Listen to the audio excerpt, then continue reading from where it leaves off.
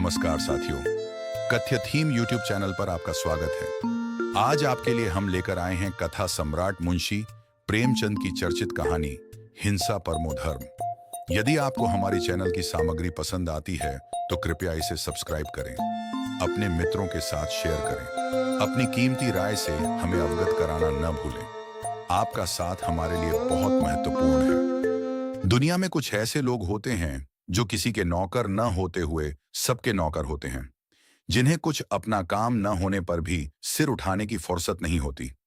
जामिद इसी श्रेणी के मनुष्यों में था। बिल्कुल बेफिक्र, न किसी से दोस्ती न किसी से दुश्मनी। जो जरा हंसकर बोला, उसका बेदाम का गुलाम हो गया। बेकाम का काम करने में उसे मजा आता था। गांव में कोई बीमार पड़े, वह रोगी की सेवा शुश्रूषा के लिए हाजिर है। कहिए तो आधी रात हकीम के घर चला जाए, किसी जड़ी बूटी की तलाश में जंगलों की खाक छान आए। मुमकिन न था कि किसी गरीब पर अत्याचार होते देखे और चुप रह जाए। फिर चाहे कोई उसे मार ही डाले, वह हिमायत करने से बाज ना आता था। ऐसे सैकड़ों ही मौके उसके सामने आ चुके थे। कांस्टेबल से आए दिन ही उसकी छेड़छाड़ होती रहती थी, इसलिए लोग उसे बॉर्डम समझते थे।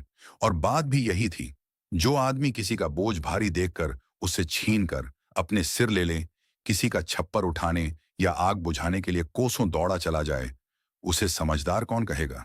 सारांश यह है कि उसकी जात से दूसरों को चाहे कितना ही फायदा पहुंचे, अपना कोई उपकार न होता था। यहां तक कि वह रोटियों तक के लिए भी दूसरों का मोहताज था। दीवाना तो वह था और उसका गम दूसरे खाते थे।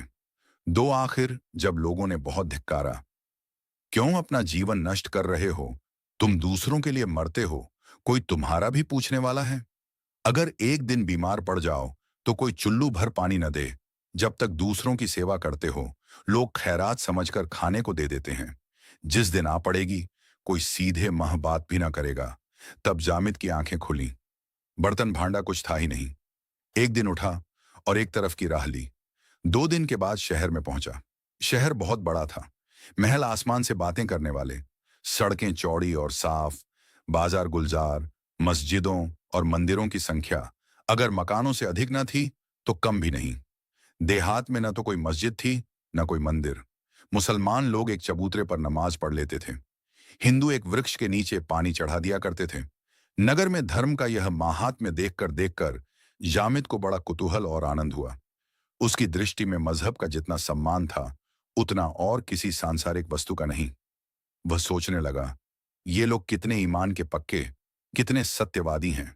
इनमें कितनी दया, कितना विवेक, कितनी सहानुभूति होगी, तभी तो खुदा ने इतना इन्हें माना है। वह हर आने जाने वाले को श्रद्धा की दृष्टि से देखता और उसके सामने विनय से सिर झुकाता था।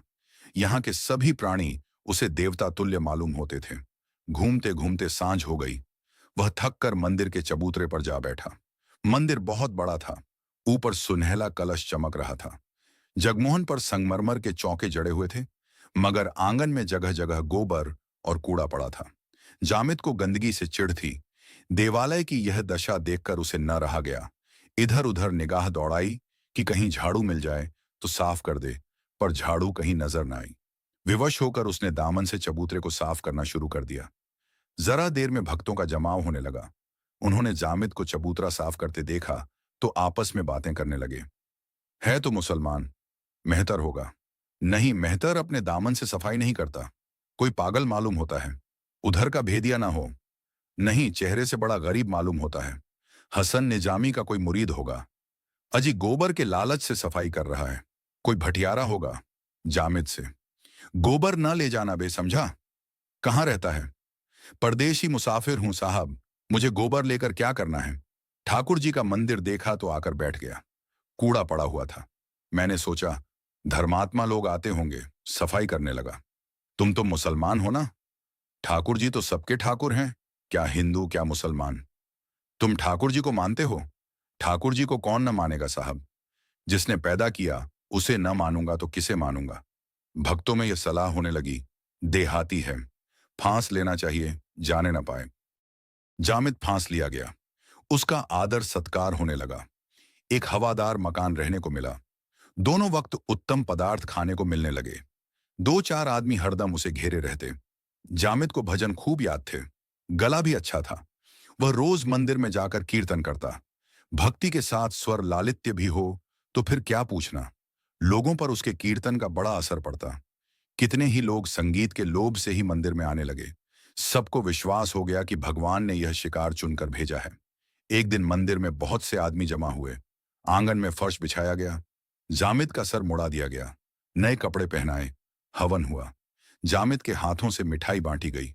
वह अपने आश्रयदाताओं की उदारता और धर्मनिष्ठा का और भी कायल हो गया।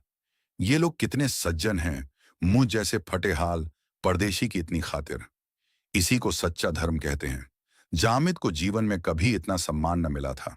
यहाँ वही सैलानी युवक जिसे लोग बॉडम कहते थे, भक्तों का सिरमौर बना हुआ था। सैकड़ों ही आदमी केवल उसके दर्शनों को आते थे। उसकी प्रकांड विद्वता की कितनी ही कथाएं प्रचलित हो गईं। पत्रों में यह समाचार निकला कि एक बड़े आलिम मौलवी साहब की शुद्धि हुई है। सीधा सादा जामिद इस सम्मान का रहस्य कुछ न समझता था। ऐसे धर्मपरायण सहृदय प्राणियों के लिए वह क्या कुछ न करता। वह नित्य पूजा करता, भजन गाता था। उसके लिए यह कोई नई बात न थी। अपने गांव में भी वह बराबर सत्यनारायण की कथा में बैठा करता था, भजन कीर्तन किया करता था। अंतर यही था कि देहात में उसकी कदर न थी। यहां सब उसके भक्त थे। एक दिन जामिद कई भक्तों के साथ बैठा हुआ कोई पुराण पढ़ रहा था तो क्या देखता है कि सामने सड़क पर एक बलिष्ठ युवक माथे पर तिलक लगाए, जनेऊ पहने, एक बूढ़े दुर्बल मनुष्य को मार रहा है। बुढ़ा रोता है, गिड़गिड़ाता है और पैरों पड़ पड़ के कहता है कि महाराज, मेरा कसूर माफ करो। किंतु तिलकधारी युवक को उस पर जरा भी दया नहीं आती। जामिद का रक्त खौल उठा। ऐसे दृश्य देखकर वह शांत न बैठ सकता था। तुरंत कूदकर बाहर निकला और युवक के सामने आकर बोला, बुढ़े को क्यों मारते हो भाई? तुम्हें इस पर जरा भी दया नहीं आती? युवक, मैं मारते मारते इसकी हड्डियां तोड़ दूंगा। जामिद, आखिर इसने क्या कसूर किया है? कुछ मालूम भी तो हो। युवक, इसकी मुर्गी हमारे घर में घुस गई थी और सारा घर गंदा कराई। जामिद, तो क्या इसने मुर्गी को सिखा दिया था कि तुम्हारा घर गंदा कराए? बुढ़ा, खुदाबंद मैं उसे बराबर खांचे में ढांके रहता हूं। आज गफलत हो गई। कहता हूं महाराज, कसूर माफ करो, मगर नहीं मानते। हुजूर, मारते मारते अधमरा कर दिया। युवक, अब भी नहीं मारा है? अब मारूंगा, खोद कर गाड़ दूंगा। जामिद, खोद कर गाड़ दोगे भाई साहब तो तुम भी यूं खड़े न रहोगे। समझ गए? अगर फिर हाथ उठाया तो अच्छा ना होगा। जवान को अपनी ताकत का नशा था। उसने फिर बुढ़े को छांटा लगाया, पर चांटा पड़ने के पहले ही जामिद ने उसकी गर्दन पकड़ ली। दोनों में मल्ल युद्ध होने लगा। जामिद करारा जवान था। युवक को पटकनी दी तो वह चारों खाने चित्त गिर गया। उसका गिरना था कि भक्तों का समुदाय, जो अब तक मंदिर में बैठा तमाशा देख रहा था, लपक पड़ा और जामिद पर चारों तरफ से चोटें पड़ने लगी। जामिद की समझ में ना आता था कि लोग मुझे क्यों मार रहे हैं। कोई कुछ न पूछता। तिलकधारी जवान को कोई कुछ नहीं कहता। बस जो आता है मुझ ही पर हाथ साफ करता है। आखिर वह बेदम होकर गिर पड़ा। तब लोगों में बातें होने लगी। दगा दे गया। धत तेरी जात की, कभी म्लेच्छों से भलाई की आशा न रखनी चाहिए। कौआ कौओं के साथ मिलेगा। कमीना जब करेगा कमीनापन, इसे कोई पूछता न था। मंदिर में झाड़ू लगा रहा था। देह पर कपड़े का तार भी न था। हमने इसका सम्मान किया, पशु से आदमी बना दिया, फिर भी अपना न हुआ। इनके धर्म का तो मूल ही यही है। जामिद रात भर सड़क के किनारे पड़ा दर्द से कराहता रहा। उसे मार खाने का दुख न था। ऐसी यातनाएं वह कितनी बार भोग चुका था। उसे दुख और आश्चर्य केवल इस बात का था कि इन लोगों ने क्यों एक दिन मेरा इतना सम्मान किया और क्यों आज अकारण ही मेरी इतनी दुर्गति की। इनकी वह सज्जनता आज कहाँ गई? मैं तो वही हूं। मैंने कोई कसूर भी नहीं किया। मैंने तो वही किया जो ऐसी दशा में सभी को करना चाहिए। फिर इन लोगों ने मुझ पर क्यों इतना अत्याचार किया? देवता क्यों राक्षस बन गए? वह रात भर इसी उलझन में पड़ा रहा। प्रातःकाल उठकर एक तरफ की राह ली। जामिद अभी थोड़ी ही दूर गया था कि वह बुढ़ा उसे मिला। उसे देखते ही बोला, कसम खुदा की, तुमने कल मेरी जान बचा दी। सुना जालिमों ने तुम्हें बुरी तरह पीटा। मैं तो मौका पाते ही निकल भागा। अब तक कहाँ थे? यहां लोग रात ही से तुमसे मिलने के लिए बेकरार हो रहे हैं। काजी साहब रात ही से तुम्हारी तलाश में निकले थे, मगर तुम न मिले। कल हम दोनों अकेले पड़ गए थे। दुश्मनों ने हमें पीट लिया। नमाज का वक्त था, जहां सब लोग मस्जिद में थे। अगर जरा भी खबर हो जाती तो 1,000 लठैत पहुंच जाते। तब आटे दाल का भाव मालूम होता। कसम खुदा की, आज से मैंने 3 कोड़ी मुर्गियां पाली हैं। देखूं पंडित जी महाराज अब क्या करते हैं। कसम खुदा की, काजी साहब ने कहा है, अगर ये लौंडा जरा भी आंख दिखाए तो तुम आकर मुंह से कहना, या तो बच्चा घर छोड़कर भागेंगे या हड्डी पसली तोड़कर रख दी जाएगी।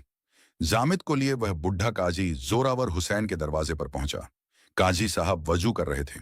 जामिद को देखते ही दौड़कर गले लगा लिया और बोले, वल्लाह, तुम्हें आंखें ढूंढ रही थीं। तुमने अकेले इतने काफिरों के दांत खट्टे कर दिए। क्यों ना हो, मोमिन का खून है। काफिरों की हकीकत क्या? सुना, सब के सब तुम्हारी शुद्धि करने जा रहे थे, मगर तुमने उनके सारे मंसूबे पलट दिए। इस्लाम को ऐसे ही खादिमों की जरूरत है। तुम जैसे दीनदारों से इस्लाम का नाम रोशन है। गलती यही हुई कि तुमने 1 महीने तक सब्र नहीं किया। शादी हो जाने देते, तब मजा आता। एक नाजनीन साथ लाते और दौलत मुफ्त। वल्लाह, तुमने उजलत कर दी। दिन भर भक्तों का तांता लगा रहा। जामिद को एक नजर देखने का सबको शौक था। सभी उसकी हिम्मत, जोर और मजहबी जोश की प्रशंसा करते थे। पहर रात बीत चुकी थी। मुसाफिरों की आमदरफ्त कम हो चली थी। जामिद ने काजी समाज से धर्म ग्रंथ पढ़ना शुरू किया था। उन्होंने उसके लिए अपने बगल का कमरा खाली कर दिया था। वह काजी साहब से सबक लेकर आया और सोने जा रहा था कि सहसा उसे दरवाजे पर एक तांगे के रुकने की आवाज सुनाई दी। काजी साहब के मुरीद अक्सर आया करते थे। जामिद ने सोचा, कोई मुरीद आया होगा। नीचे आया तो देखा एक स्त्री तांगे से उतरकर बरामदे में खड़ी है और तांगे वाला उसका असबाब उतार रहा है। महिला ने मकान को इधर उधर देखकर कहा, नहीं जी, मुझे अच्छी तरह ख्याल है, ये उनका मकान नहीं है, शायद तुम भूल गए हो। तांगे वाला, हुजूर तो मानती ही नहीं, कह दिया कि बाबू साहब ने मकान तब्दील कर दिया है, ऊपर चलिए। स्त्री ने कुछ झिझकते हुए कहा, बुलाते क्यों नहीं, आवाज दो। तांगे वाला, ओ साहब, आवाज क्या दूं? जब जानता हूं कि साहब का मकान यही है तो नाहक चिल्लाने से क्या फायदा। बेचारे आराम कर रहे होंगे, आराम में खलल पड़ेगा। आप निसा खातिर रहिए, चलिए ऊपर चलिए। औरत ऊपर चली। पीछे पीछे तांगे वाला असबाब लिए हुए चला। जामिद गुमसुम नीचे खड़ा रहा। यह रहस्य उसकी समझ में न आया। तांगे वाले की आवाज सुनते ही काजी साहब छत पर निकल आए और एक औरत को आते देख कमरे की खिड़कियां चारों तरफ से बंद करके खूंटी पर लटकती तलवार उतार ली और दरवाजे पर आकर खड़े हो गए। औरत ने जीना तय करके ज्यों ही छत पर पैर रखा कि काजी साहब को देखकर झिझकी। वह तुरंत पीछे की तरफ मुड़ना चाहती थी कि काजी साहब ने लपक कर उसका हाथ पकड़ लिया और कमरे में घसीट लाए। इसी बीच में जामिद और तांगे वाला ये दोनों भी ऊपर आ गए थे। जामिद यह दृश्य देखकर विस्मित हो गया था। यह रहस्य और भी रहस्यमय हो गया था। यह विद्या का सागर, यह न्याय का भंडार, यह नीति, धर्म और दर्शन का आगार इस समय एक अपरिचित महिला के ऊपर यह घोर अत्याचार कर रहा है। तांगे वाले के साथ वह भी काजी साहब के कमरे में चला गया। काजी साहब ने स्त्री के दोनों हाथ पकड़े हुए थे। तांगे वाले ने दरवाजा बंद कर दिया। महिला ने तांगे वाले की ओर खून भरी आंखों से देखकर कहा, तू मुझे यहां क्यों लाया? काजी साहब ने तलवार चमकाकर कहा, पहले आराम से बैठ जाओ, सब कुछ मालूम हो जाएगा। औरत, तुम तो मुझे कोई मौलवी मालूम होते हो। क्या तुम्हें खुदा ने यही सिखाया है कि पराई बहू बेटियों को जबरदस्ती घर में बंद करके उनकी आबरू बिगाड़ो? काजी, हाँ, खुदा का यही हुक्म है कि काफिरों को जिस तरह मुमकिन हो इस्लाम के रास्ते पर लाया जाए। अगर खुशी से ना आई तो जब्र से।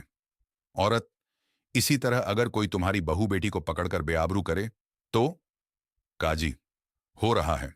जैसा तुम हमारे साथ करोगे वैसा ही हम तुम्हारे साथ करेंगे। फिर हम तो बेआबरू नहीं करते, सिर्फ अपने मजहब में शामिल करते हैं। इस्लाम कबूल करने से आबरू बढ़ती है, घटती नहीं। हिंदू कौम ने तो हमें मिटा देने का बीड़ा उठाया है। वह इस मुल्क से हमारा निशान मिटा देना चाहती है।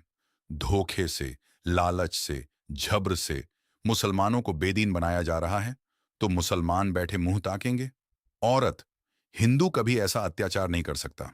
संभव है तुम लोगों की शरारतों से तंग आकर नीचे दर्जे के लोग इस तरह से बदला लेने लगे हों, मगर अब भी कोई सच्चा हिंदू इसे पसंद नहीं करता। काजी साहब ने कुछ सोचकर कहा, बेशक पहले इस तरह की शरारत मुसलमान शोहदे किया करते थे, मगर शरीफ इन हरकतों को बुरा समझते थे और अपने इम्कान भर रोकने की कोशिश करते थे।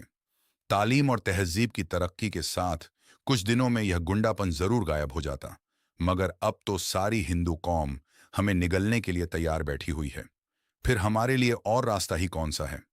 हम कमजोर हैं, इसलिए हमें मजबूर होकर अपने को कायम रखने के लिए दगा से काम लेना पड़ता है। मगर तुम इतना घबराती क्यों हो? तुम्हें यहां किसी बात की तकलीफ ना होगी। इस्लाम औरतों के हक का जितना लिहाज करता है, उतना और कोई मजहब नहीं करता। और मुसलमान मर्द तो अपनी औरत पर जान देता है। मेरे यह नौजवान दोस्त जामिद तुम्हारे सामने खड़े हैं। इन्हीं के साथ तुम्हारा निकाह करा दिया जाएगा। बस आराम से जिंदगी के दिन बसर करना। औरत, मैं तुम्हें और तुम्हारे धर्म को घृणित समझती हूं। तुम कुत्ते हो, इसके सिवा तुम्हारे लिए कोई दूसरा नाम नहीं। खैरियत इसी में है कि मुझे जाने दो, नहीं तो मैं अभी शोर मचा दूंगी और तुम्हारा सारा मौलवीपन निकल जाएगा। काजी, अगर तुमने जबान खोली तो तुम्हें जान से हाथ धोना पड़ेगा। बस इतना समझ लो। औरत, आबरू के सामने जान की कोई हकीकत नहीं। तुम मेरी जान ले सकते हो, मगर आबरू नहीं ले सकते। काजी, क्यों नाहक जिद करती हो? औरत ने दरवाजे के पास जाकर कहा। कहती हूं, दरवाजा खोल दो। जामिद अब तक चुपचाप खड़ा था। ज्यों ही स्त्री दरवाजे की तरफ चली और काजी साहब ने उसका हाथ पकड़कर खींचा, जामिद ने तुरंत दरवाजा खोल दिया और काजी साहब से बोला, इन्हें छोड़ दीजिए। काजी, क्या बकता है? जामिद, कुछ नहीं, खैरियत इसी में है, इन्हें छोड़ दीजिए। लेकिन जब काजी साहब ने उस महिला का हाथ न छोड़ा और तांगे वाला भी उसे पकड़ने के लिए बढ़ा, तो जामिद ने एक धक्का देकर काजी साहब को धकेल दिया और उस स्त्री का हाथ पकड़े हुए कमरे से बाहर निकल गया। तांगे वाला पीछे लपका, मगर जामिद ने उसे इतनी जोर से धक्का दिया कि वह औंधे मुंह जा गिरा। एक क्षण में जामिद और स्त्री दोनों सड़क पर थे। जामिद, आपका घर किस मोहल्ले में है? औरत, अड़ियागंज में। जामिद, चलिए मैं आपको पहुंचाऊं। औरत, इससे बड़ी और क्या मेहरबानी होगी। मैं आपकी इस नेकी को कभी ना भूलूंगी। आपने आज मेरी आबरू बचा ली, नहीं तो मैं कहीं की न रहती। मुझे अब मालूम हुआ कि अच्छे और बुरे सब जगह होते हैं। मेरे शौहर का नाम पंडित राजकुमार है। उसी वक्त एक तांगा सड़क पर आता दिखाई दिया। जामिद ने स्त्री को उस पर बिठा दिया और खुद बैठना ही चाहता था कि ऊपर से काजी साहब ने जामिद पर लठ चलाया और डंडा तांगे से टकराया। जामिद तांगे में आ बैठा और तांगा चल दिया। अहियागंज में पंडित राजकुमार का पता लगाने में कठिनाई न पड़ी। जामिद ने ज्यों ही आवाज दी, वह घबराए हुए बाहर निकल आए और स्त्री को देखकर बोले, तुम कहां रह गई थीं, इंदिरा? मैंने तो तुम्हें स्टेशन पर कहीं न देखा। मुझे पहुंचने में देर हो गई थी। तुम्हें इतनी देर कहां लगी? इंदिरा ने घर के अंदर कदम रखते ही कहा, बड़ी लंबी कथा है, जरा दम लेने दो तो बताती हूं। बस इतना ही समझ लो कि आज इस मुसलमान ने मेरी मदद न की होती तो आबरू चली गई थी। पंडित जी पूरी कथा सुनने के लिए और भी व्याकुल हो उठे। इंदिरा के साथ वह भी घर में चले गए, पर एक ही मिनट बाद बाहर आकर जामिद से बोले, भाई साहब, शायद आप बनावट समझें, पर मुझे आपके रूप में इस समय इष्ट देव के दर्शन हो रहे हैं। मेरी जबान में इतनी ताकत नहीं कि आपका शुक्रिया अदा कर सकूं। आइए बैठ जाइए। जामिद, जी नहीं, अब मुझे इजाजत दीजिए। पंडित, मैं आपकी इस नेकी का क्या बदला चुका सकता हूं? जामिद, इसका बदला यही है कि इस शरारत का बदला किसी गरीब मुसलमान से न लीजिएगा। मेरी आपसे यही दरख्वास्त है। यह कहकर जामिद उठ खड़ा हुआ और उस अंधेरी रात के सन्नाटे में शहर से बाहर निकल गया। उस शहर की विषाक्त वायु में सांस लेते हुए उसका दम घुटता था। वह जल्द से जल्द शहर से भागकर अपने गांव में पहुंचना चाहता था, जहां मजहब का नाम सहानुभूति, प्रेम और सौहार्द था। धर्म और धार्मिक लोगों से उसे घृणा हो गई थी। आप सभी का जुड़े रहने के लिए बहुत बहुत धन्यवाद। फिर मिलते हैं किसी और कहानी के साथ। नमस्कार।